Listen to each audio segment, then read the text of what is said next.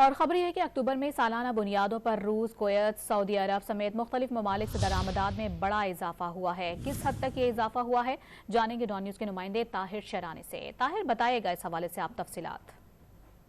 دیکھیں، پاکستان کی مجموعی طور پر اگر رواں مالی سال کے دوران دیکھا جائے تو درآمدات میں کمی ہوئی ہے، لیکن اکتوبر میں سالانہ بنیادوں پر مختلف ممالک ایسے ہیں جہاں سے درآمدات میں بڑا اضافہ ریکارڈ کیا گیا، کیونکہ پاکستان نے جو ضروری اشیاء کی ضروریات ہے وہ پوری کرنے کے لیے درآمدات کی ہیں۔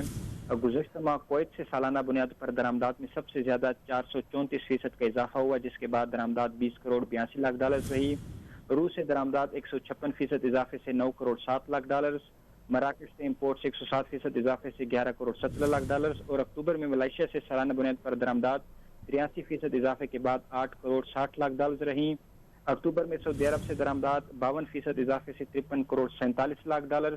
اسی طرح چین سے درآمدات میں 25% اضافہ ریکارڈ کیا گیا، اور چین سے درآمدات اکتوبر میں سب سے زیادہ 1 ارب 15 کروڑ 24 لاکھ ڈالر رہیں، جبکہ گزشتہ ماہ سالانہ بنیاد پر آسٹریلیا سے درآمدات میں 67%، سنگاپور سے 54%، اکتوبر میں عمان سے 33% اور ایران سے درآمدات میں 4% کا اضافہ ریکارڈ کیا گیا۔ جی بہت شکریہ طاہر شرانی، آپ تفصیلات سے آگاہ کر رہے تھے۔